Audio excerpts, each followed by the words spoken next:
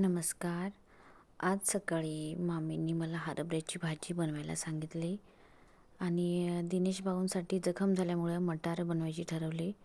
आणि इकडे बघा, धन्वीसुद्धा सकाळी उठली, परंतु माझं काम बाकी होतं सकाळचं नाश्त्याचं, म्हणून माझी मामी तिला बाहेर उन्हामध्ये फिरायला घेऊन गेली.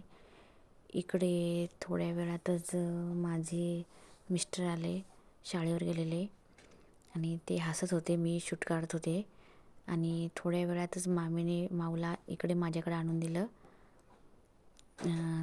तिचा स्वेटर वगैरे काढला आणि तिला मी आवाज दिला. तिला वरती चढायचं असतंय. तिला आवाज दिल्यावर ती बघा माझ्याकडे बघून कशी हसत होती मोबाईल बघितल्यानंतर. आणि तिला दूध वगैरे दिल्यानंतर मी जेवण करायला बसले, नाश्त्याचं वगैरे, कारण दुपारी नंतर कोणी राहत नाही. आणि माऊला मग्न केलं मोबाईलमध्ये. आणि सर्व आवरल्यानंतर इकडे मी सगळ्यांसाठी दुपारच्या वेळेला खिचडी बनवली. आणि इकडे माझी देवरानी आणि 2 मुलांना सांभाळायला लागले. हे बघा, हा कियांश, हा तिचा मुलगा, आणि ही माऊ. त्यांना दोघांना सांभाळणं म्हणजे खूप मुश्किल काम आहे. आणि मग इकडे त्यांच्यासाठी मी वरण भात बनवला, मूग डाळ आणि भात, आणि आमच्यासाठी खिचडी बनवली.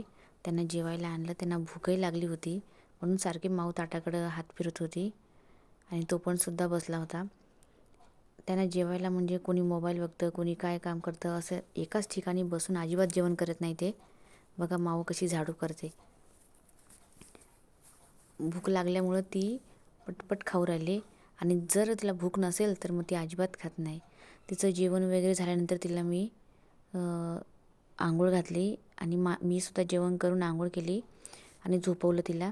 इकडे माझ्या दिरांनी मोकळायला गेले होते, ते तर कचोरी आणली होती आणि कचोरी खाल्ल्यानंतर मग रात्रीच्या वेळेस स्वयंपाक वगैरे झाला आणि आपल्या दोन्ही मुलांना घेऊन बाहेर आम्ही आलो.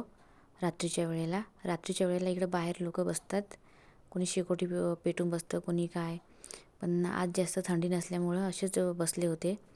इकडे बघा, तो कियांश राखेमध्ये पाय हे करत खेळत बसला होता. त्याला किती पण सांगितलं तरी तो ऐकत नव्हता. इकडे तिकडे सारखं ते राखेमध्ये यायचा. इकडे माऊसुद्धा पळत होती, इकडे तिकडे. इकडनं आणली का तिकडनं तिकडे जायची, तिकडनं आणली का इकडे जायचे. अजिबात ऐकत नव्हती. आणि ती असंच बाहेर